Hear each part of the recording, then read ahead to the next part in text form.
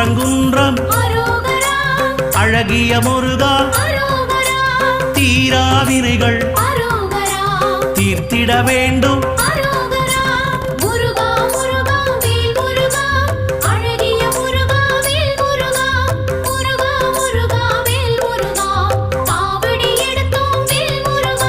சுவாமி மலையனே ஏரகத்திரைவா அப்பனுக்கு பாடம் சொன்ன ஆறுமுகவேலா